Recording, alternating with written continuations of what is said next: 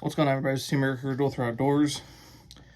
I feel I need to do this video because there's been so much chatter lately legally, and obviously we're in the summer, which is a key time for some people scouting. I pretty much have all my scouting done, so you can get a few more cameras out. But as you see, the title of this video is Stop the War on Cell Cameras. The reason I'm putting this video out is because I started out west. When I get out west, a lot of states ban cell cameras on public land. That was mainly because of the fact that hunters had them over watering holes, multiple cameras over one hole. So I kind of get that. But now Delaware's done it. And yes, there's not much public land on Delaware compared to other states, but it's getting to the point where people are worried it's going to start affecting their state. I live in Pennsylvania, which is just west of Delaware. So I feel I need to do this video. So I personally really like stealth cams. Right here is a reactor I haven't put out yet. I have 4 more to put out, and then I'm done. I'll have 22 out this year. And the reason I run cell cameras isn't because I want to run out and I want to shoot a deer right when it's there, right at it. It's because I have other things I like to do. You know, today's Father's Day. I get this thankful and blessed I could celebrate my first Father's Day with my son, spend time with my wife. I also am, as you guys know, a huge tournament bass angler. I've done a lot of fishing videos lately. So I don't want to be out constantly either checking regular cameras or scouting in the summer. I put my boots on the ground time scouting in the winter, January, February, March. I'm doing that. And so are a lot of other guys. So the main reason many of us use cell cameras is to save that time in the summer, late spring, whenever, early fall, and be able to do other things we enjoy, not constantly being in the woods. So we can still be successful in the fall from the work we've put in.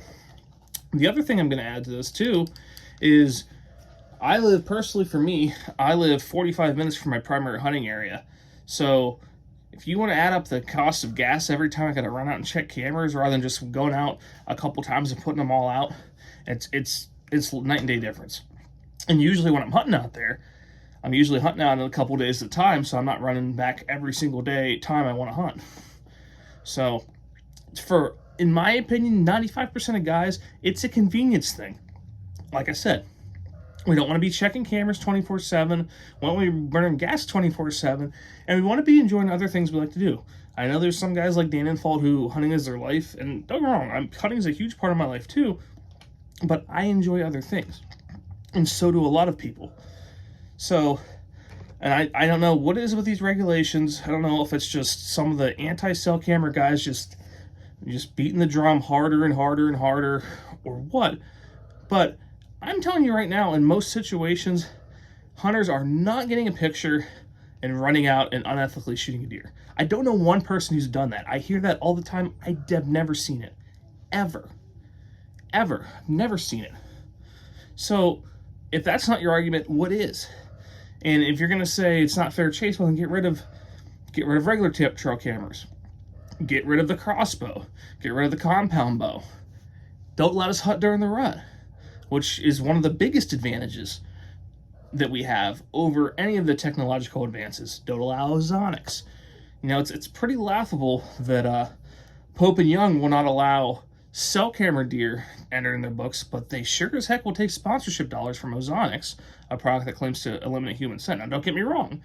I'm a huge stunt lock guy. I believe in scent control. But that's hypocrisy. If you're going to say that cell cameras are fair chase, how are you not going to say eliminating human odor is a fair chase? I'm just saying. So what I'm saying is most hunters I know use cell cameras for many of the reasons I stated. Also, it's just something fun. You know, you look forward to once or twice a day getting your transmission of photos, seeing what's out there. It's fun. It's enjoyable. We're not getting the pictures and running out and shooting. People need to quit with this idea. And also, I cannot tell you how many times I've gotten a picture on my daily transmission of a deer the night there in a spot the night before. I had a good win. I said, okay, I'm going to hunt this. This buck showed up last night. Not one time have I killed that buck the next day. Not once. So all it's doing is saving me time from checking cameras.